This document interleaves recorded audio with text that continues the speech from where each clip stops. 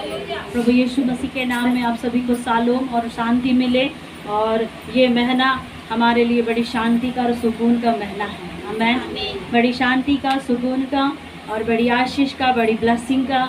जैसे कि आपने देखा है कि आज ही के दिन से आपने कुछ लोगों ने महसूस किया होगा कि आज के दिन से एक नई आशीष है, एक नई बारिश है, एक नया अनुग्रह जो परमेश्वर ने बीते दिन में आपको परमेश्वर ने वादा किया, वही आशीष से परमेश्वर इन दिनों में आपके साथ में रखना चाहते हैं। और परमेश्वर का आत्मा एक और बात बता रहा था कि बीते दिनों में जिन जिन आँखों से आंसू बहा, जिन जिन लोगों ने तकलीफ़ों से अपने आंसुओं को और हृदय में काफ़ी प्रकार का एक दर्द अपने लोगों के लिए, अपने परिवार के लिए काफ़ी एक हृदय में दर्द लेकर के जब आप थे, आप परमेश्वर के पास में कुछ विषयों को लेकर के बीते दिनों में बैठे थे और परमेश्वर आपकी कुछ बातों को परमेश्वर ने सुना है और बहुतों की प्रार्थना परमेश्वर ने सुन लिया है। और बहुत सारे लोगों को, बहुत सारे भाइयों बहनों को परमेश्वर की ओर से एक जो परमेश्वर ने जो टाइम रखा है वो सही टाइम आपके जीवन में आ रहा है और परमेश्वर का वचन आपके जीवन में पूरा होगा। जिन जिन वचनों से परमेश्वर ने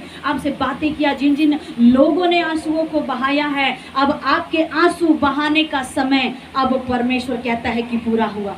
आपके आंसू जितने आपने बहाए हैं, जितने आपने मसीह में आप परमेश्वर में जब आए, आपने आंसुओं को बहाया, आपने प्रार्थना किया, आपने दुआ किया और होने दे इन दिनों में कुछ ऐसी बातें आपके जीवन में हो जाए कि चाहे मैं रहूं चाहे आप रहे, इन दिनों में हर एक लोग अपने जीवन इस बात का प्रयास करे कि मैं प्रतिदिन बाइबल में मुझे पढ़ना है, प्रतिदिन मुझे वचन पढ़ना है। 1 अध्याय पढ़िए, 2 अध्याय पढ़िए, 3 अध्याय पढ़िए या छोटा चैप्टर ही पढ़िए, पर एक दिन एक वचन जरूर पढ़िए। और ऐसे ही आपका जीवन में आपको ये सब करना जरूरी है। वचन पढ़िए, प्रार्थना करिए, दुआएं करिए और महीने में कम से कम 2 बार, 3 बार, 4 बार आप शुक्रवार के दिन उपवास रहिए। क्योंकि जब आप डॉक्टरों के पास में जब जाते हैं तो अधिकतर डॉक्टर लोग भी सजेस्ट करते हैं कि सप्ताह में एक दिन पेट खाली रहना चाहिए, क्योंकि जितना भी शरीर का जो सिस्टमेटिक है वो एक दिन उपवास रहने की वजह से वो सब हमारा क्या होता है, डाइजेस्टिंग प्रॉब्लम सही हो जाता है। इसीलिए डॉक्टर भी सजेस्ट करता है कि एक दिन भूखे रहना है। Praise the Lord. तो इन दिनों में आप थोड़ा गौर करिए, थोड़ा सावधान और सतर्कता से आत्मा में आपको बहुत चलने की आवश्यकता है। और जितना आपका दिल टूटा है, जितने आपने आंसू बहाए हैं, उसके लिए परमेश्वर ने आपको दुगना प्रतिफल देने का वादा किया। दुगना मिलेगा, सब कुछ दुगना मिलेगा। और जो आंसुएं जो बहे हैं, प्रभु कहते हैं कि अब हे सिय्योन की बेटी और बेटे लोगों, अब अपने आंसुओं को बहाने से अब क्या करो, चुप हो जाओ। अब तुम्हारा आंसू बहना बंद हो जाएगा। दिल की तकलीफें, मन का कराहना, रोना, आंसू और टेंशन, न जाने किसी बातों को, किसी भविष्य को लेकर के टेंशन में थे, क्या होगा, कैसा होगा, अब वो टेंशन अब आपका बीते महीने में चला गया। अब इस महीने में कुछ नया होगा। आमीन। और नया हमें जब होना है तो परमेश्वर की आत्मा हमारे लिए नया अनुग्रह को परमेश्वर अनुमति देते हैं कि नया अनुग्रह हमारे जीवन में पूरा हो जाए। Praise the Lord. हालेलुया। कितने लोग आज परमेश्वर की उपस्थिति में जीवित हैं और शरीर में, जब परमेश्वर की उपस्थिति में जीवित है तो संसारिक दृष्टि से क्या है, मरे हुए हैं। जाहिर सी बात, जब हम आत्मा में जब हम जीवित है तो संसार के लिए हम मरे हुए हैं, क्योंकि संसार के परिस्थितियां, संसार का सरदार आता है। और बाइबल बताती है कि जब यीशु के पास में संसार का सरदार आया तो यीशु ने कहा कि देखो, संसार का सरदार आता है परंतु उसका मेरे ऊपर में कोई भी असर नहीं है, उसका मेरे ऊपर में कोई दाव नहीं है, उसका मेरे ऊपर में कोई असर नहीं है। जाहिर सी बातें, कुछ चीज़ें, पुरानी चीज़ें वापस आने की प्रयास करेगी, परंतु वो भी परमेश्वर के अनुग्रह से थरथराते हुए, कांपते हुए वापस जाएगी। आमीन। और परमेश्वर ने कहा, जो तुम्हें उंगली दिखाता है, जो तुम्हें हाथ दिखाता है, उसका पलटा परमेश्वर लेगा।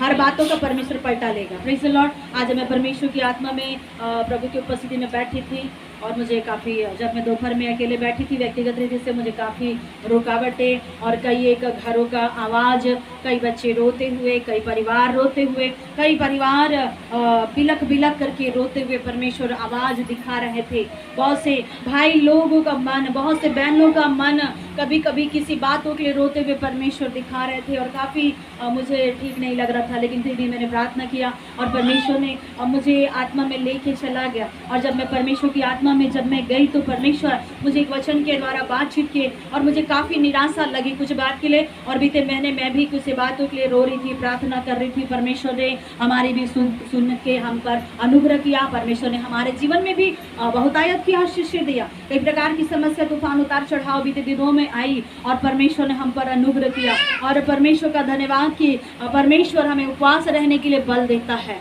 परमेश्वर हमें उपवास रहने के लिए शक्ति देता है, सामर्थ्य देता है। और जब हम परमेश्वर के सामने किसी बातों को लेकर के रहते हैं तो परमेश्वर उस बातों को पूरा करता है। आमीन। कुछ पूरा हुआ है हमारे लिए, प्रभु का मैं धन्यवाद करती हूँ। और जब परमेश्वर की आत्मा में जब मैं गई, परमेश्वर ने मुझे पौलुस के विषय में एक बात को बताया और पौलुस कैसे अपने जीवन में संघर्ष किया, कितनी प्रकार की उसके जीवन में समस्याएं उठी। उसने एक दिव्य दर्शन देखा, पौलुस ने एक दिव्य दर्शन देखा और उसका दर्शन को जब हम देखें, उसके दर्शन को जब हम समझे तो हमें मालूम हो जाए कि पौलुस के दर्शन में कौन सी बातें थी। आज हम सभी यहाँ बैठे हुए हैं, आज आपके भी पास में कभी दर्शन होता है, कभी दर्शन नहीं होता है, कई समस्या आपके जीवन में होती है और हम दर्शन देखने से कई बार वंचित हो जाते हैं। आपको पता है बाइबल में कितने लोगों ने दर्शन देखा, कितने लोगों ने सपने देखा। आप अगर शुरुआत करें तो यूसुफ को आप देख सकते हैं, दानियल को देख सकते हैं, जिन्होंने सपना भी देखा, दर्शन भी देखा और उसका अर्थ भी फल सहित उन्होंने क्या किया, बता दिया। जब कई एक राजा लोग पूछते थे कि हमें सपना भी बता दो और उसका अर्थ भी बता दो, तो ऐसा कौन व्यक्ति है जो सपना आपने देखा है तो सपना वो खुद भी बताए और उसका आंसर भी वो खुद ही दे। ऐसा कोई व्यक्ति संसार में, कोई राजा या अधिकारी या कोई भी व्यक्ति ऐसा नहीं है कि सपना भी बताएगा और उसका उत्तर भी वही बताएगा। आप सपना बताओगे नहीं तो आपका उत्तर कोई बता सकेगा क्या? नहीं। परंतु परमेश्वर ने अनुग्रह किया था दानियल के जीवन में, उसने सपने के सहित में अर्थ भी बताया और उसे बातों को उसने समझाया। और बाइबल बताती है कि वो एक दर्शन देखने वाला व्यक्ति था। Praise the Lord. पुराने नियम में बहुत सारे लोग परमेश्वर की आत्मा में चलते थे और दर्शनों को देखते थे और इन दिनों हम भी क्या करें, दर्शनों के खोजी हो जाए। Praise the Lord. हमें दर्शन की खोजी बनना है। हमें दर्शन की जब हम खोजी बनते हैं तो परमेश्वर का आत्मा हमें उस दर्शन में चलाता है, उस वे में चलाता है और परमेश्वर का अनुग्रह हमारे जीवन में पूरा हो पाता है। Praise the Lord. आप नया नियम में अगर देखो तो एक दर्शन को देखने वाला एक व्यक्ति था जिसने आखिरी की किताब लिखा था। वो कौन था? नया नियम में आखिरी किताब किसने लिखा? यूहन्ना। उसने क्या देखा था? दर्शन देखा और स्वर्ग में वो बैठ करके दर्शन देख रहा है कि ऐसा हुआ, दूत आया, मुझसे बातें किया, फिर मैंने उसे गिड़गिड़ाया, फिर मैंने उससे पूछा कि क्या हो रहा है। और याद रखो, दर्शन हम तभी देख पाते हैं जब सांसारिक जीवन पर आप विजय पाएंगे। सांसारिक जीवन में अगर एक व्यक्ति फंसा हुआ है, सांसारिक जीवन में एक व्यक्ति का जीवन उथल पुथल चल रहा है, डामाडोल चल रहा है, उसने दौड़ते दौड़ते वो थक गया, वो दौड़ नहीं पा रहा है, कभी किसी को देखा, कभी किसी को देखा, कभी पत्नी को देखा, कभी पति को देखा, तो ऐसा वाला व्यक्ति अपने टेंशन में रह के मर जाएगा, लेकिन कभी उसके जीवन में दर्शन नहीं आएगा। आपको पता है, मैं अपने सब्जेक्ट के ही साथ में हूँ, मैं अपने विषय से बाहर नहीं जा रही। आपको पता है जब शमूएल जब बच्चा था तो परमेश्वर ने उसे सपना में आवाज दिया। क्या उसने पाप किया था? कोई गुनाह किया था?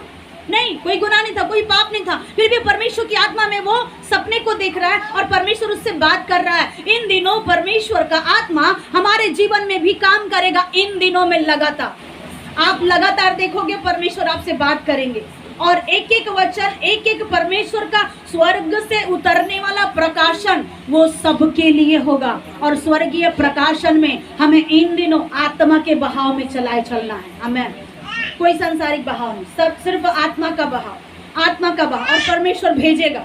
जो आपके पीछे चला गया वो आपको परमेश्वर सामने लेकर के आएगा। जो आपने खो गया उसे प्रभु सामने लेकर के आएगा। बहुत सारे लोगों ने अपने लक्ष्य को, दानों को, वरदानों को उन्होंने खो गया। बहुत से लोगों ने सब कुछ खो करके बैठे हुए, परंतु अब सब परमेश्वर वापस लाने का वादा कर रहे हैं। वो सब कुछ वापस आएगा। आमीन।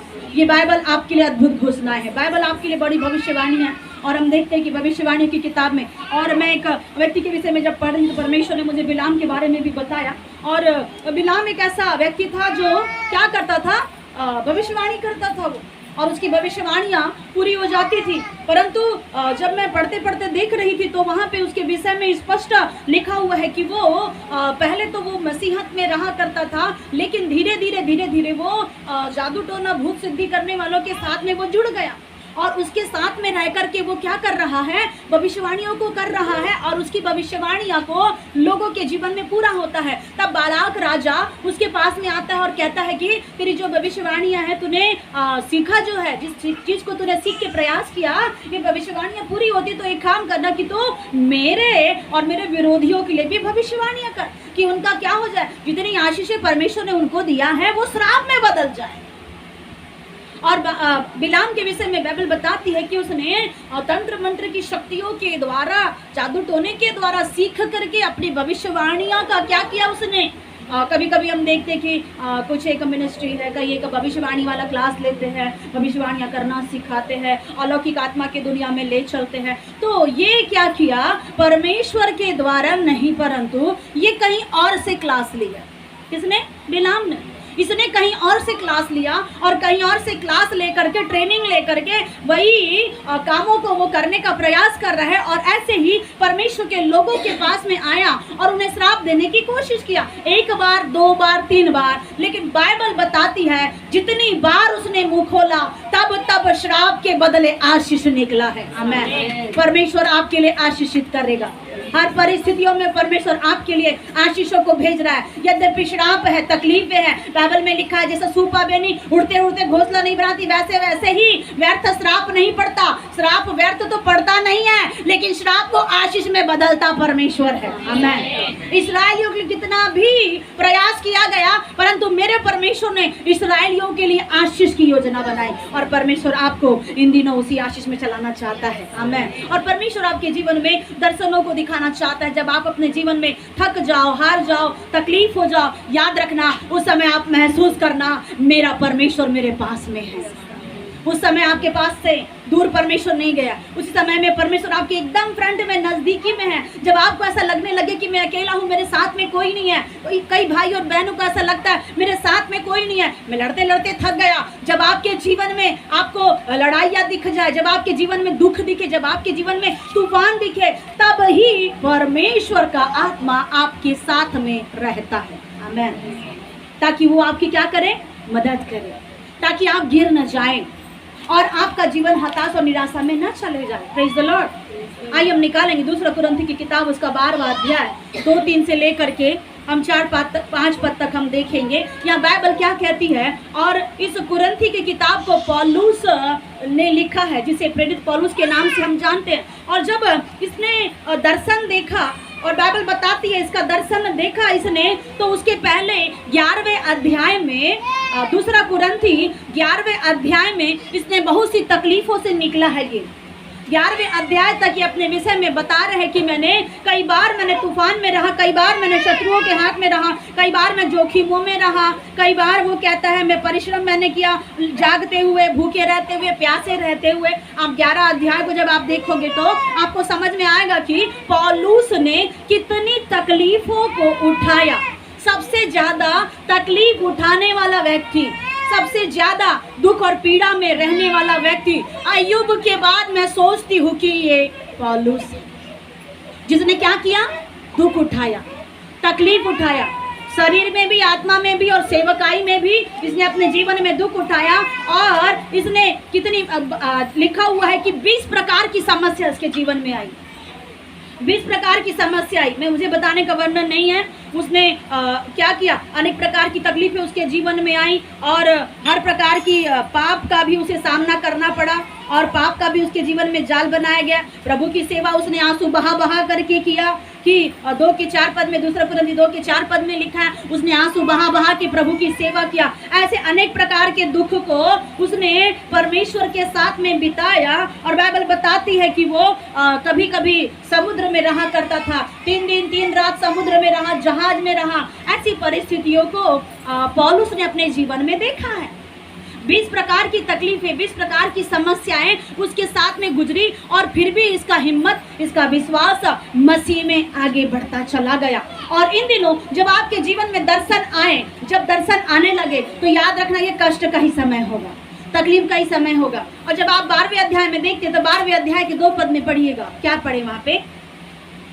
मैं मसीह में एक मनुष्य को जानता हूँ। यहाँ पौलुस कहता है कि मैं मसीह में एक मनुष्य को मैं जानता हूँ। 14 वर्ष हुए कि न जाने देह सही। 14 वर्ष हो गए इसे। एक ऐसे व्यक्ति को पौलुस कह रहा है कि मैं जानता हूँ। 14 वर्ष मैं सोचती हूँ कि इसे 14 साल हुआ होगा, ये आत्मा में मसीह में आया होगा। Praise the Lord. जो एक व्यक्ति को जो जान रहा है, कह रहा है, ये हो सकता है 14 साल से जान रहा है, मसीह में, मसीह के पीछे चल रहा है, इसका साल 14 हुआ होगा। और आगे ना जाने देह रहित। 14 साल से ऐसे व्यक्ति को देख रहा है कि वो देह सहित भी नहीं है और देह रहित भी नहीं है, ना तो देह के साथ जी रहा है और ना देह के बिना भी नहीं जी रहा है। और ये 14 साल से मैं ऐसे व्यक्ति को जान रहा हूँ, कह रहा है। और 14 साल से इस व्यक्ति को जब ये जान रहा है, इसके जीवन में ऐसी क्या बातें थी, क्या हुआ, पढ़िए। परमेश्वर जानता है। और ये कह रहा है कि वो परमेश्वर ही जानता है, ना वो देह के साथ में जीवन बिता रहा है और देह के बिना भी रह करके जीवन बिता रहा है, बस परमेश्वर ही जानता है। आज आप याद रखो, आपका हिसाब परमेश्वर के पास में है। हर एक लोगों का हिसाब होगा, हर एक लोगों का हिसाब होगा। देह सहित रहो या देह रहित रहो, परमेश्वर का आत्मा यहाँ कह रहा है, पौलुस कह रहा है, मैं ऐसे व्यक्ति को जानता हूँ, ना देह सहित है ना देह रहित है, लेकिन परमेश्वर ही ऐसे वाले व्यक्ति को जानता है कि इसने अपने देह के साथ में और बिना देह के साथ में रहे इसने क्या काम किया और इसका जीवन कैसा था, बोल करके ये कह रहा है। और आगे पढ़िए। ऐसा मनुष्य तीसरे स्वर्ग तक उठा लिया गया। और ये ऐसा मनुष्य जब बिना देह के और देह के सहित और रहित जब जी रहा है, वो कह रहा है कि मुझे नहीं समझ में आ रहा कि ऐसा व्यक्ति स्वर्ग में कैसे जा सकता है। और कौन से स्वर्ग में जा रहा है? तीसरे स्वर्ग में। याद रखना, ध्यान से सुनना, तीसरे स्वर्ग तक हर एक आत्मा में रहने वाले व्यक्ति को चलना है। आमीन। तीसरा स्वर्ग, याद रखो, मेरा दर्शन तीसरे स्वर्ग का है। बोलो, मेरा दर्शन तीसरे स्वर्ग का है। जब आप तीसरे स्वर्ग का दर्शन में जब आप शामिल हो जाते हैं, परमेश्वर अलौकिक बातें में दिखा करके आपको अलौकिक यात्रा पर ले जाते हैं। आमीन, प्रेज द लॉर्ड। एक अलौकिक दर्शन। और ये कह रहा है कि इसके जीवन में जब ये दर्शन आया, ये लिखा है कि स्वर्ग पर उठा लिया गया। लिखा, स्वर्ग लोक पर उठा लिया गया और ऐसी बातें सुनी जो कहने की नहीं है। तीसरे स्वर्ग में जाके कुछ बातें उसने सुना है जो कहने के लायक नहीं है। और कह रहा है कि जिस बातों का मुंह पर लाना मनुष्य को उचित नहीं है।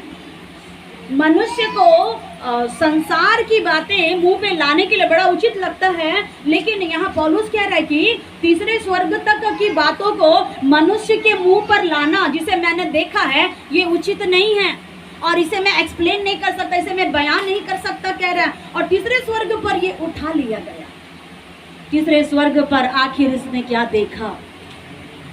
पौलुस इस जगह पे कहता है कि मैंने एक मनुष्य को देखा, लेकिन पौलुस जो कह रहा है एक मनुष्य को मैंने देखा, जब वो कह रहा है तब ये उसका कहने का तात्पर्य है वो शरीर में होके कह रहा है। लेकिन जब वो कह रहा है कि एक मनुष्य को मैंने स्वर्ग में देखा, तो ये उसकी अंतर आत्मा से कह करके देख करके कह रहा है कि जो तीसरे स्वर्ग पर उठा लिया गया वो पौलुस है। आमीन, वो पौलुस है। लेकिन वो कह रहा है कि मैंने उसको देखा और वो चढ़ गया और परमेश्वर की आत्मा में। लेकिन पौलुस क्या कह रहा है? एक मनुष्य। जब हम शरीर में होते हैं तो हमारी शरीर की दशा अलग होती है, लेकिन हमारी आत्मा स्वर्ग तक जा सकती। याद रखो, शरीर के लिए पाबंदियां है, शरीर के लिए बहुत सारी पाबंदी है, यहाँ पाबंदी, वहाँ पाबंदी, वहाँ पाबंदी, परंतु आप तीसरे स्वर्ग तक जाने के लिए आपको कोई पाबंदी नहीं है। आमीन। आप आत्मा में बिल्कुल एकदम तैयारी के साथ में परमेश्वर का आत्मा हमारे बीच में काम कर रहा है, एकदम ऐसा तेज परमेश्वर का दिखा रहा है, और परमेश्वर की तेज के द्वारा आप लोगों को परमेश्वर आशीषित कर रहा है। आमेन। एक अद्भुत तेज ऊपर से नीचे, नीचे से ऊपर नहीं जा रहा है, परंतु ऊपर से नीचे की ओर आके एक बड़ा सा एक अग्नि का एक परमेश्वर का सामर्थ्य दिखा रहा है, जो परमेश्वर की सामर्थ्य के द्वारा तीसरे स्वर्ग से इन दिनों परमेश्वर आपकी सुरक्षा, रक्षा, आपके जीवन में अनुग्रह को, आशीषों को, आपके जीवन में जिन जिन चीज़ों की आप बाट जोड़ रहे हैं वो तीसरे स्वर्ग से आने वाला है। आमेन। Praise the Lord. पौलुस कहता है वो मैं ही हूँ जो तीसरे स्वर्ग पर उठा लिया गया, तीसरे स्वर्ग पर चला गया। और आपको पता है उठा लिए गए दो लोग, एक का नाम था हनोक और दूसरा नाम था एलिया। हनोक उठा लिया गया, एलिया उठा लिया गया। और अगर आप उत्पत्ति की किताब में देखो तो मेल्किसिदक का कोई जिक्र नहीं है, वो कैसे आया, कहाँ चला गया, क्या हुआ। बाइबल बताती है कि उसका भी रूपांतरण हो गया, कि वह भी चला गया। और ऐसे अगर देखा जाए तो 2-3 लोगों का मृत्यु नहीं हुआ, और यीशु को भी अगर आप देखो तो उसकी भी मृत्यु नहीं हुई, वो सब उठा लिए गए। और यहाँ पे शरीर में जिंदा रहते रहते पौलुस उठा लिया गया। ये मनुष्य के आत्मिक जीवन में ये उठाए जाने की परिस्थितियाँ कब आएगी। आज हम परमेश्वर की उपस्थिति में बैठे हैं, और दूसरे पद को विशेष तरीके से हम देखेंगे कि वचन यहाँ बता रहा है कि 3 स्वर्ग है। कितने स्वर्ग हैं? 3 स्वर्ग। 3 स्वर्ग है तो पहला स्वर्ग है पृथ्वी, और जो उसका जिसे हम वायुमंडल कहते हैं, पृथ्वी और एक वायुमंडल जिसे हम कहते हैं, जिसे परमेश्वर ने बाइबल में लिखा कि परमेश्वर ने पृथ्वी पर अपना मंडप बनाया है। और दूसरा हम देखते हैं कि दूसरा स्वर्ग है जिसमें तारे और चांद रहते हैं। दूसरे स्वर्ग में चांद रहते हैं, तारे रहते हैं। और तीसरे स्वर्ग में हम देखते हैं कि वो जिसे स्वर्गों का स्वर्ग कहते हैं, जहाँ पिता परमेश्वर अपनी महिमा के साथ में निवास करते हैं, तीसरे स्वर्ग में। Praise the Lord. पहला स्वर्ग है पृथ्वी लोक, दूसरा स्वर्ग है आकाश मंडल जहाँ पे चांद तारे होते हैं, तीसरा स्वर्ग जो स्वर्गों का स्वर्ग है, उस जगह पर मेरा परमेश्वर विद्यमान रहता है। आमेन। और उसका दर्शन पृथ्वी पर नहीं मिला, चांद तारों के बीच का दर्शन नहीं था। आपको पता है कि चांद तारों का दर्शन एक व्यक्ति को मिला था जिसका नाम था यूसुफ। उसको चांद तारे का दर्शन दिखा, और दिखा कि उसे लोग क्या कर रहे, 11 तारे गिर करके दंडवत कर रहे हैं। परंतु यहाँ पौलुस का जो दर्शन है वो तीसरे स्वर्ग का है। आज याद रखो, अगर आपका दर्शन पृथ्वी का होगा तो फेल हो सकता है। आपका दर्शन अगर आकाश में चलना होगा, आकाश में उड़ना होगा, तो वो भी फेल हो सकता है। परंतु तीसरे लोक का अगर दर्शन है तो कनेक्शन सही बैठा हुआ है। आमेन। आपका कनेक्शन कोई तोड़ नहीं सकता। आपको पता है यहाँ पे लाइट चल रही, बिजली चल रही है, पंखा चल रहा है, कूलर चल रहा है, सब चीज़ चल रहा है, और इसका सब फंक्शन वहाँ पे मेन मीटर में है, और यहाँ पर कनेक्शन बटन में है। अगर बटन अगर बंद किया जाए तो लाइट बिजली चलेगी? नहीं चलेगा। चलेगा क्या? नहीं चलेगा। क्यों नहीं चलेगा? क्योंकि कनेक्शन बंद है, और सप्लाई जो हो रहा है उसे बंद किया गया। या तो अगर तार भी अगर कट हो जाए तो बिना उस तार को जोड़े वहां से करंट पास नहीं होगा, क्योंकि कनेक्शन कट चुका है। तो परमेश्वर आपको बताना चाहता है कि जितना भी दुनिया में सब चीजें चल रहा है, तो हर एक बातों का एक कनेक्शन होता है। पति पत्नी का कनेक्शन होता है, माँ बेटे का एक कनेक्शन होता है, और फ्रेंड लोगों का, फ्रेंड सर्कल में जितने भी लोग रहे, आप सबका एक अलग अलग कनेक्शन है। लेकिन सबसे बड़ा कनेक्शन आज पिता परमेश्वर के साथ में आप रखिए। आमेन। जब उसके साथ में कनेक्शन तीसरे स्वर्ग से जुड़ जाएगा, पृथ्वी की चिंता नहीं है। आमेन। पृथ्वी की चिंता नहीं है, आकाश में क्या हो रहा है उसकी चिंता नहीं है, आकाश से ओले गिरेंगे, तारे गिरेंगे, कोई चिंता की बात नहीं है, क्योंकि मेरा अधिकार, मेरी आशीष तीसरे स्वर्ग की है। आमेन। और यही पौलुस आपको समझाना चाहता है कि उसने तीसरे स्वर्ग तक के दर्शन देखा। आज कौन है जो तीसरे स्वर्ग का दर्शन देख करके दर्शन के साथ में चल रहा है, और किसको पता है कि मेरा पृथ्वी का डेरा एक दिन गिराया जाएगा, और जिस डेरे में मैं प्रवेश करूंगा वो डेरा अनंत काल का होगा। आमेन। बाइबल में आप पढ़ सकते हैं, रोमियो 8 का 18 पद को निकालिएगा। रोमियो 8 उसका 18 पद। क्योंकि मैं समझता हूँ कि इस समय के दुख और कलेश उस महिमा के सामने। अगर आप एक दर्शन देखने वाले व्यक्ति है और दर्शन देखने वाले व्यक्ति नहीं है, तो यहाँ पौलुस आपको कहना चाह रहा है, इसलिए मैं समझता हूँ, पढ़िए। कि इस समय के दुख और कलेश उस महिमा अगर आप सोच रहे हैं कि मुझे दर्शन देखना है, तो परमेश्वर का आत्मा आपको समझाना चाहता है, कहता है इस समय का दुख और इस समय का क्लेश, पढ़ो, उस महिमा के सामने जो तीसरे स्वर्ग में दिखाई दे रहा है। इस समय हमें दुख हो रहा है, इस समय हमें क्लेश हो रहा है, इस समय हमें कष्ट हो रहा है। बहन अनीता है, बहन मोना है, बहन नमिता है, आप लोगों के जीवन में, भाई मनोज के जीवन में क्या हो रहा है? इस समय दुख हो रहा है।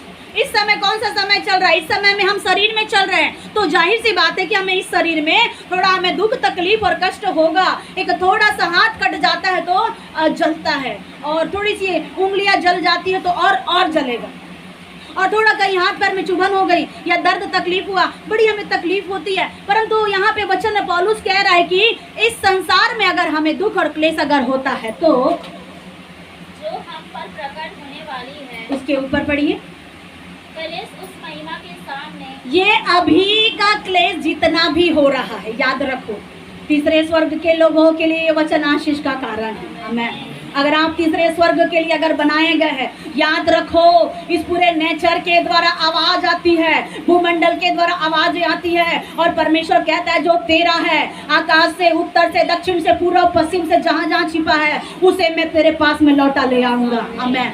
ये भूमंडल और नेचर भी आपकी परिस्थितियों के नियंत्रण के द्वारा परमेश्वर आपके लिए अलाउ करेगा कि हर परिस्थितियां सेम हो जाए। आमीन। Praise the Lord.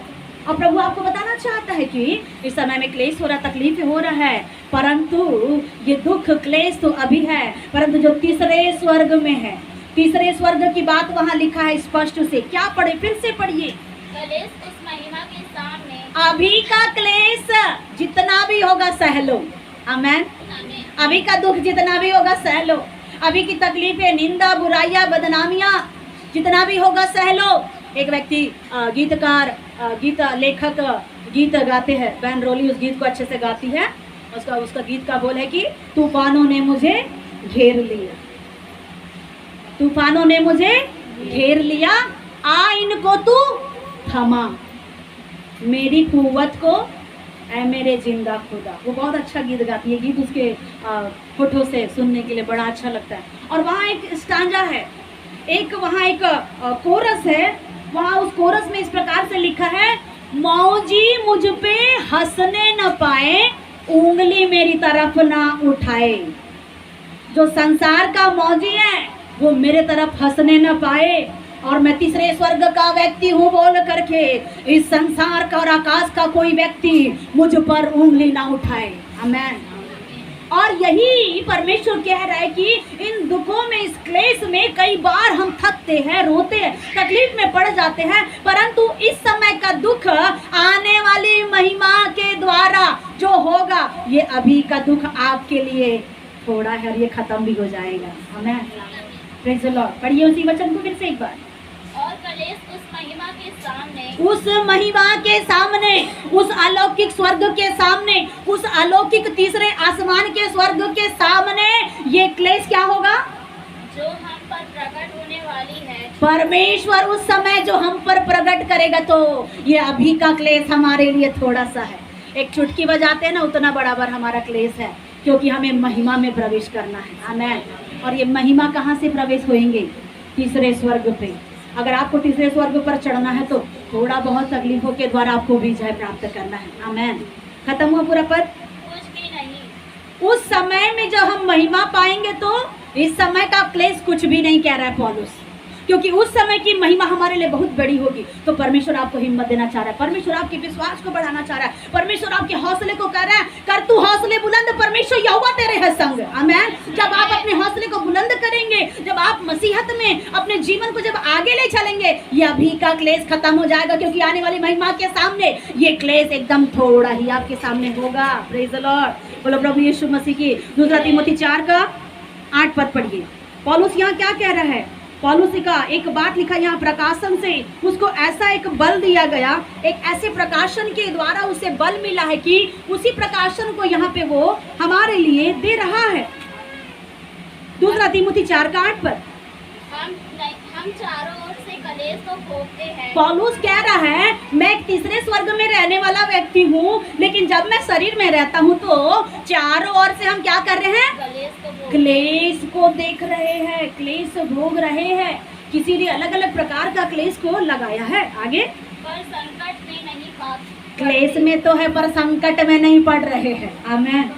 क्लेश में तो है, तकलीफ में तो है, पर संकट में नहीं पड़ रहे हैं। निरुपाय तो है पर निरुपाय है, मतलब पैसे नहीं है, पैसे नहीं है, गरीबी हालत है, बीमारी हालत है, लेकिन फिर भी पौलुस कह रहा है हमारे जीवन में संसार की शक्तियों ने ऐसा तो कर दिया है, लेकिन फिर भी वो कहता है मैं डरूंगा नहीं, क्योंकि मेरा दर्शन तीसरे स्वर्ग का है। आज परमेश्वर आपको इस महीने के लिए कहना चाहता है, आपका दर्शन यद्यपि अगर तीसरे स्वर्ग का है, ये छोटी मोटी आकाश की पृथ्वी की कोई परिस्थितियां आपको हिला नहीं सकती है, और कोई भी परिस्थिति आपके जीवन में अड़ंगा को ला नहीं सकती है। बाइबल बताती है, होशे 2 का 18 पद को पढ़िएगा।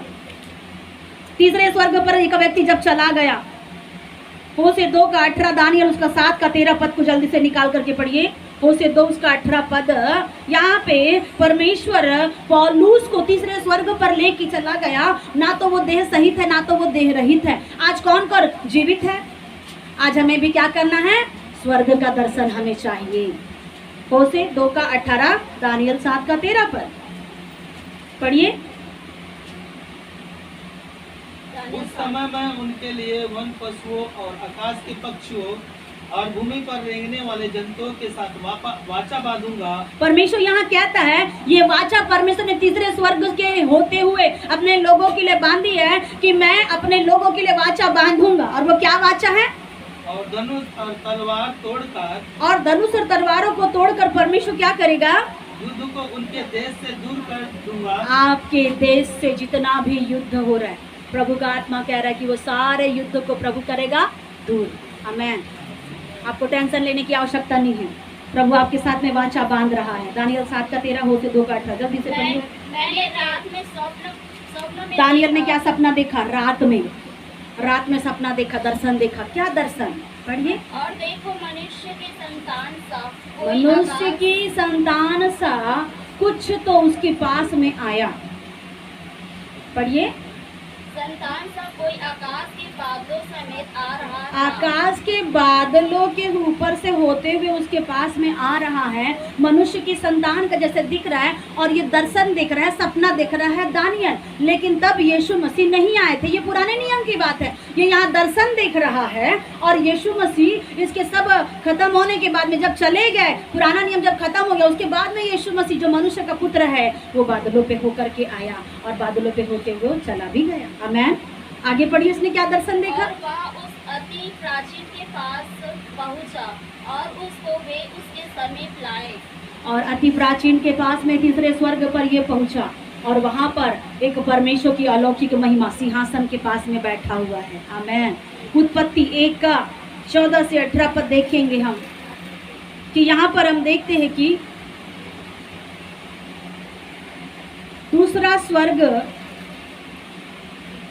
तारों का है। उत्पत्ति 1 का 14 से 18। कि परमेश्वर ने कहा, और तीसरी नदी का नाम हिरकेल, और वही है जो अशूर के पूर्व की ओर उत्पत्ति 1 का 14 से 18 है। कि परमेश्वर ने कहा, दिन को रात से अलग करने के लिए आकाश के अंतर में ज्योतियां हो। परमेश्वर ने आकाश के लिए अलग ज्योतियां बनाई, आकाश के लिए अलग ज्योतियां बनाई। आपको पता है, जो आपने अभी जितना भी वचन पढ़ा है, ये पहला स्वर्ग के परिस्थितियां है। जो आपने होशे पढ़ा, दानियल पढ़ा, आपने वहाँ पर देखा, और आपने जब रोमी की किताब 8 का 16 पद में देखा, तीमुथियुस की किताब में देखा, ये पृथ्वी का एक स्वर्ग है। दूसरा स्वर्ग है आकाश मंडल का, जिसे परमेश्वर कहता है कि पृथ्वी को और परमेश्वर आकाश ने क्या किया? अलग अलग किया, और वहाँ तारों के लिए परमेश्वर ने नियुक्ति किया। लेकिन हमारी आशीष और हमारा अनुग्रह वहाँ का मायने नहीं है, ना पृथ्वी का मायने है, परंतु परमेश्वर कहता है हमारी आशीष तो तीसरे स्वर्ग की है। आमीन। हमारा अनुग्रह तीसरे स्वर्ग का है, और हमें कई बार हम खाते पीते रहते हैं, सुख चैन से रहते हैं, और हमें यही जीवन ही अच्छा लगता है, और हम इसी में लिप्त हो जाते हैं। खाने में, पीने में, उठना बैठना, ड्यूटी करना, जॉब करना, हम इसी में व्यस्त हो जाते हैं। परंतु पौलुस हमें अपने शब्दों के द्वारा सिखाना चाहता है कि मैं तीसरे स्वर्ग पर चला गया। देह सहित और देह रहित भी नहीं, पहला स्वर्ग दूसरा स्वर्ग में भी नहीं, तीसरे स्वर्ग पर ये जा करके परमेश्वर की महिमा के साथ में बैठ करके कुछ काम कर रहा है। आपको पता है मूसा भी तीसरे स्वर्ग तक चला गया। मूसा मानो परमेश्वर का मित्र बन चुका था। मूसा और परमेश्वर आमने सामने बैठ करके बातें करते थे। जैसा आदम बाबा परमेश्वर के साथ में बैठ करके बातें करते थे, वैसा ही मूसा के साथ में पिता परमेश्वर बातें किया करते थे। और यहाँ तीसरे स्वर्ग में आज आपकी प्रार्थना सुनी जाएगी, आज आपका अनुग्रह देखा जाएगा, आज आपके जीवन का कराहना रोना आंसू सब देखा जाएगा, परंतु तीसरे स्वर्ग तक हमें जाना होगा।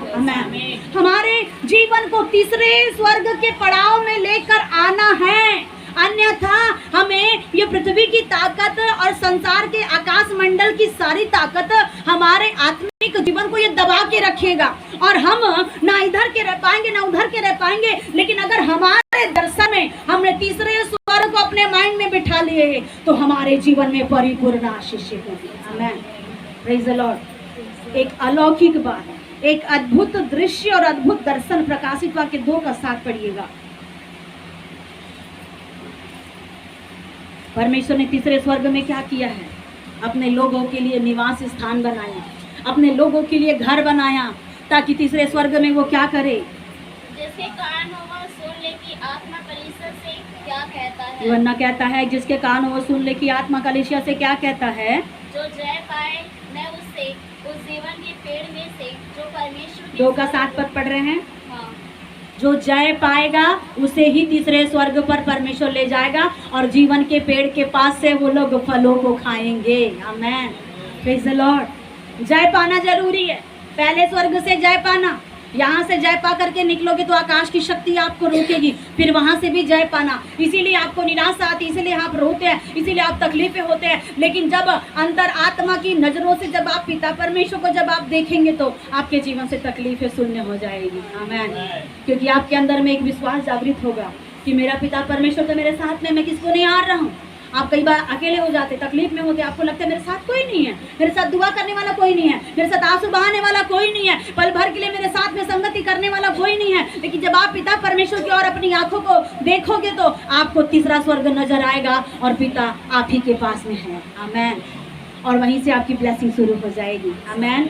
और जब परमेश्वर कहता है कि तुम्हें जीवन का मुकुट दिया जाएगा जो परमेश्वर ने तुम्हारे लिए रखा है, आज परमेश्वर आपके लिए बड़ी प्रतिज्ञा कर रहा। फिलिप्पी 1:23 को पढ़िएगा। यहाँ पे विश्वासी लोगों के लिए भी से परमेश्वर कहता है। फिलिप्पी 1:23 जल्दी से निकाल करके पढ़िए। क्योंकि मैं दोनों के बीच आधार में लटका हूँ। पौलुस कह रहा है कि मैं दोनों के बीच में अधर सा लटका हूँ, मेरा जीवन ऐसा लटका है। जैसे उसने दूसरे पद में कहा, तीसरे पद में कहा, ऐसा मनुष्य मैंने देखा ना तो देह सहित है ना तो देह रहित है। तो कहाँ है ये? अधर में लटका हुआ है। आज बहुत ही विश्वासी भाई बहन ना तो उधर जाते हैं आत्मा में ना तो संसार में, बस अधर में लटका हुआ। तो पौलुस कह रहा है मैं ऐसे परिस्थिति में मैं लटका हूँ कि मेरा एक ही ठिकाना है जो है स्वर्ग। आगे पढ़ो। जी तो चाहता है कि कुछ करके मसीह के पास जा रहूं। जब अधर में लटका है पौलुस तो कह रहा है मेरा दिल चाहता है कि मैं कुछ करके मसीह के पास चला जाऊं, मैं कुछ करके मसीह के पास चला जाऊं। दाऊद कहता है काश मेरे 2 पंख होते तो मैं उड़ते उड़ते चला जाता और दूर जाके कहीं बसेरा करता ताकि मुझे ये तकलीफें सहन नहीं हो पाती थी। तो इसीलिए दाऊद कहता है काश प्रभु तू मुझे 2 पंख दिया होता। आमीन। अगर आप कभी कह सकते काश प्रभु आपने भी मुझे 2 पंख दिया होता तो मैं भी उड़ते उड़ते उड़ते उड़ते चला जाती तो कहीं पे भी अच्छा हो जाता। एक बहन ने मुझसे कहा कि अगर परमेश्वर मुझे 2 पंख देता तो मैं तुम्हारे पास में उड़ के आ जाती, मिल जाती और फिर यहाँ से वहाँ चली जाती। मैंने बोली अच्छा हुआ नहीं दिया प्रभु को। अगर परमेश्वर पंख देता उड़ने के लिए तो तुम सारे जगह में सैर कर लेते, तुम्हारा पैर रहता ही नहीं नीचे। इसीलिए अच्छा हुआ कि प्रभु ने पंख नहीं दिया। पंख रहने से तो फिर कहीं भी पेड़ पौधे में झोपड़ा बना करके आप लोग रह जाते, फिर घर बनाने की आवश्यकता भी नहीं पड़ती, फिर दूसरे के घर में घुस जाते, फिर उसका घर तोड़ देते, फिर बोलते कि मैं तुझसे मिलने आए, फिर वहाँ मिलने जाते, फिर कहीं मन करता और किसी मिलने के लिए फिर वहाँ चले जाते। आपको ना टिकट लगता, ना भाड़ा लगता, ना किराया लगता, लेकिन प्रॉब्लम बहुत करते।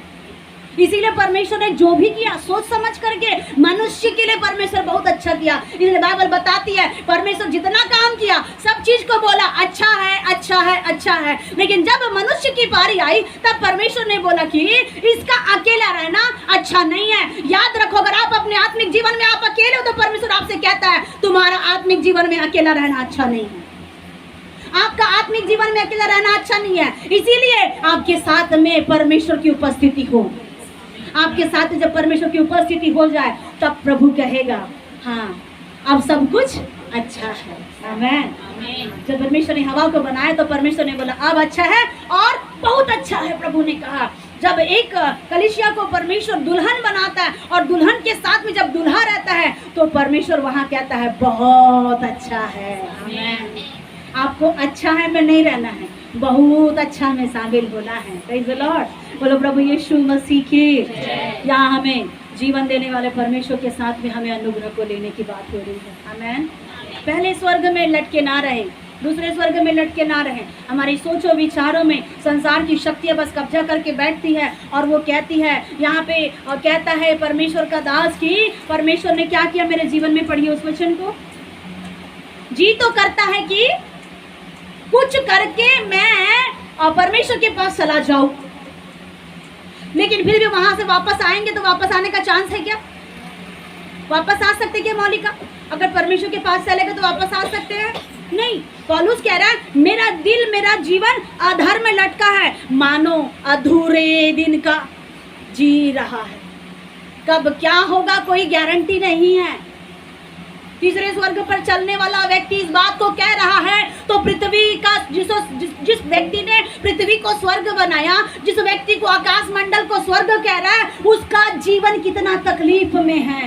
एक तीसरे स्वर्ग में रहने वाला व्यक्ति कहता है कि मेरा दिल तो करता है कि मैं कुछ ऐसा करूं कि स्वर्ग में जाकर के रहूं। जब जाकर के आगे तो मन तो करेगा ही, लेकिन क्या करें? पढ़िए आगे। क्योंकि यह बहुत ही अच्छा है। तीसरे स्वर्ग में जाना बहुत अच्छा है और बहुत अच्छी बात है। आत्मिक जीवन में अलौकिक यात्रा में चलना बहुत अच्छी बात है। आगे पढ़िए। हाँ पढ़िए। परंतु शरीर में रहना तुम्हारे कारण भी आवश्यक है। परंतु तीसरे स्वर्ग में जाना है, दिल तो करता है कि चले जाओ, परंतु जहाँ आया तो वहाँ एक जंतु प्रकट हो जाता है। किंतु परंतु बोले तो एक जंतु आ जाता है वहाँ, मतलब कुछ तो है। मैं चाहता तो हूँ कि मैं आत्मा में बढ़ूँ। कुछ भाई लोग कुछ बहन लोग चाहते मैं आत्मा में बढ़ूँ, मैं गीत गाऊँ, मैं प्रार्थना करूँ, मैं वचन पढ़ूँ। कुछ भाई बहन लोग चाहते कि मैं समय से पहले आ जाऊँ। कुछ भाई बहन लोग बहुत एक्साइटेड रहते हैं, बहुत दीवाने रहते, शुरू में रहते तो बोलते हैं I love you Jesus, I love you Jesus, फिर बाद में बोलते फिर अलग ही हो जाता है। इतना परमेश्वर के लिए हम इतने ज्यादा एक्साइटेड हो जाते हैं, बहुत शुरू में अच्छा लगता है, परंतु आया है तो कर सकते हैं क्या? यहाँ पौलुस कह रहा है जी तो चाहता है कि मैं चला जाऊं क्योंकि वहां रहना और भी मेरे लिए अच्छा है, परंतु क्या है? परंतु पढ़िए। शरीर में रहना एक रुकावट है मेरे लिए। क्या है? शरीर। ये जो शरीर है, ये जो स्किन है, क्या करे? इसको क्रीम लगाना पड़ता है, क्या करे? इसको पाउडर लगाना पड़ता है, लिपस्टिक लगाना पड़ता है, इसको कपड़े पहनाना पड़ता है, इसका खर्चा है, इसका पानी है। ये जो शरीर है ये तीसरे स्वर्ग तक जाने के लिए कई बार अड़ंगा करता है। यही शरीर और शरीर में रहने वाला व्यक्ति और इर्द गिर्द रहने वाले शरीर के व्यक्ति तीसरे स्वर्ग पर ना जाए बोल के अड़ंगा करता है। और इसीलिए पौलुस कहता है परंतु ये जो शरीर है मुझे क्या कर रहा है? पढ़िए। तुम्हारे कारण और भी आवश्यक है। ऊपर की लाइन पढ़िए। परंतु शरीर में रहना तुम्हारे कारण और भी आवश्यक। शरीर में रहना आवश्यक है। क्यों शरीर में रहना आवश्यक? शरीर में पौलुस रहना नहीं चाहता। कभी कभी हम बोलते हैं एलिया की जैसे, प्रभु तू मुझे यहाँ तक क्यों लेके आया? प्रभु तू मुझे मृत्यु दे दे। परमेश्वर तूने मुझे इसके घर में क्यों लेके आया? तू मुझे मृत्यु दे दे। ये व्यक्ति अच्छा नहीं है, वो भाई अच्छा नहीं है, वो बहन अच्छा नहीं है, मेरा पति अच्छा नहीं है, मेरी पत्नी अच्छी नहीं है। कई बार हम बोलते हैं, कई बार हम तड़पते और बोलते हैं प्रभु तूने मुझे यहाँ क्यों लेके आया? तू मुझे मृत्यु दे दे। जैसे एलिया ने कहा तू मुझे मृत्यु दे दे करके कह तो रहे हैं, स्वर्ग में तो जाने की इच्छा है, परंतु पौलुस कहता है तुम्हारे कारण मुझे शरीर पे रहना जरूरी है। आमीन। किसी के लिए तो शरीर में रहना जरूरी है, क्योंकि अगर एक आत्मिक व्यक्ति भी, अगर आत्मिक संत लोग, आत्मिक लोग भी अगर संसार से अगर चले जाएं, अगर आत्मिक व्यक्ति जो घर का एक नींव है, एक प्रार्थना करना, हमें मालूम है, आपको भी मालूम हो जाए कि हमारी जो मदर इन लॉ है वो लगातार 2 बार 3 बार प्रार्थना करती, उसका प्रार्थना करने का टाइम और सिस्टमेटिक बड़ा स्ट्रिक्ट है। वो दिन में 3 बार प्रार्थना करेंगे, 3 बजे दोपहर में बराबर बैठेंगे, रात में अर्ली मॉर्निंग वो 3 बजे बराबर बैठेंगे और सब तरफ हल्ला होता है प्रार्थना दुआ। परंतु लोग ये नहीं समझते कि भाई प्रार्थना तो जरूरी हो रही है, चाहे वो हल्ला करे। कभी कभी प्रभु के दास बोलते रहे हल्ला हो रहा है, प्रार्थना हो रही है, वो करती है, वो किसी का बात नहीं सुनती।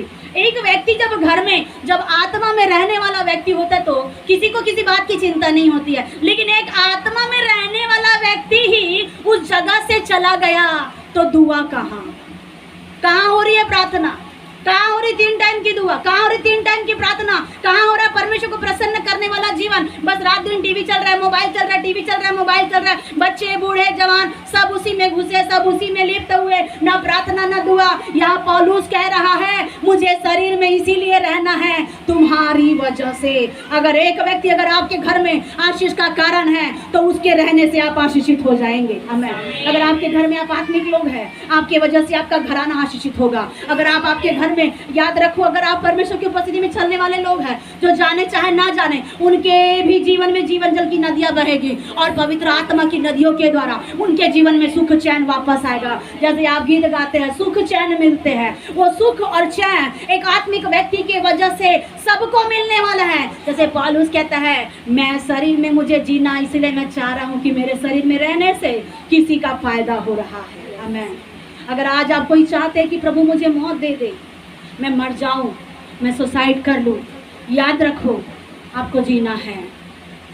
कई एक व्यक्ति एक घटना बता रहा था, दिल्ली में एक बहुत बड़ा प्रोफेसर है, एक प्रभु का दास, पहले बहुत बड़ा एक प्रोफेसर था, दिल्ली में कॉलेज में पढ़ा रहे थे और उनकी एक कॉलेज में ऐसे एक जवान भाई बहनों के साथ में दोस्ती, उन्होंने 2-3 लोगों के विषय में बताया, अच्छे लोगों के साथ में दोस्ती, उन्होंने पढ़ना लिखना बहुत अच्छा से किया, प्रोफेसर थे, पढ़ा रहे थे। और उसका एक फ्रेंड भी था, उन्होंने नाम नहीं बताया, नाम लेने से वो सुनेगा तो अच्छा नहीं लगेगा बोले।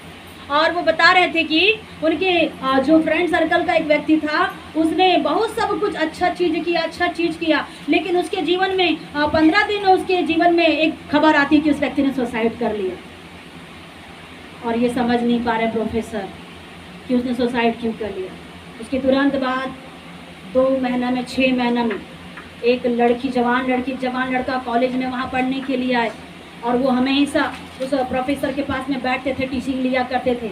सब संसार की, शरीर की, आत्मा की हर एक बातों को जान समझ करके उन्होंने गाइडेंस लिया। और उन्होंने जब अपने विवाहिक जीवन में जब वो लोग जीना चाह रहे थे तो उनके परिवार के लोगों ने साथ नहीं दिया। जब वो लोग लव मैरिज करने के लिए कोशिश किए, परिवार के लोगों ने साथ नहीं दिया। काफ़ी टैलेंट स्कूल में, कॉलेज में बहुत ज़्यादा उनके जीवन में गुण था, शक्ति थी, बहुत ज़्यादा बुद्धिमान थे दोनों बच्चे। और इस प्रोफेसर के पास में आकर के अपने हर एक ज्ञान को, हर एक बातों को लेते थे। वो लोग ज्ञान लेने के लिए बहुत आगे रहते थे। उन्होंने कोई गलती या कोई नशा पानी कुछ नहीं किया, वो व्यक्ति बता रहे थे प्रोफेसर। और ऐसा हुआ कि उनके जीवन में जब वो शादी करना चाह रहे थे, उनका शादी नहीं हो पाया। और जब वे लोग अपने अपने घर में चले गए तो दोनों ने सुसाइड कर लिया। और वो प्रोफेसर एक बात को कह रहे थे, ये जीवन बहुत बहुमूल्य है, ये जीवन बहुत बहुमूल्य है, इसको आप अगर अच्छे तरीके से अगर गुजारो तो आप कोशिश करिए। याद रखो, हिम्मत मत हारिए, आप हिम्मत मत हारिए। प्रभु आपसे कहना चाहता है हिम्मत मत हारिए, आत्महत्या की ओर ना पहुँचे। और जितना भी आत्महत्या हो रहा है उस सब को आप प्रभु के अनुग्रह से आप रोक सकते हैं। और जब ऐसा होगा, याद रखो, एक आत्महत्या करने वाला व्यक्ति नरक की ओर चला जाता है, लेकिन अगर आप आत्महत्या करने वाले व्यक्ति को अगर आप बचाते हैं तो उसका मन जब फिराया जाता है तो स्वर्ग में बड़ा आनंद होता है। आमीन, प्रेज द लॉर्ड। आत्महत्या करना चाहता था कुछ लोग, कुछ भाई, कुछ बहन लोग, परमेश्वर ने उन्हें खींच करके ले करके आया। पौलुस जिंदा नहीं रहना चाहता। पौलुस के शब्द बता रहे हैं कि पौलुस जीवित नहीं रहना चाहता, क्योंकि इतना तकलीफ, इतना क्लेश, इतना संकट, लेकिन ये जी रहा है तो अपने लोगों के लिए। आज आपको जीना है, आपके प्रियजनों के लिए आज आपको जीना है। चाहे कर्जा हो जाए, चाहे तकलीफ हो जाए, कोई बात नहीं, हिम्मत मत हारिए। आज ठीक नहीं होगा, 15 दिन ठीक होने वाला है। आमीन। 15 दिनों के बाद में परिस्थितियाँ लहरों को भेजेगी और जो लहरें उठेगी, इस महीने जो पहली लहरें उठेगी उस लहरों में हमारे लिए है। आमीन।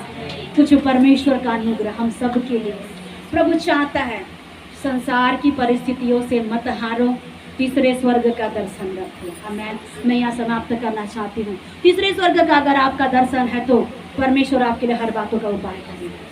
परमेश्वर आपके लिए हर बातों का रास्ता खोलेगा।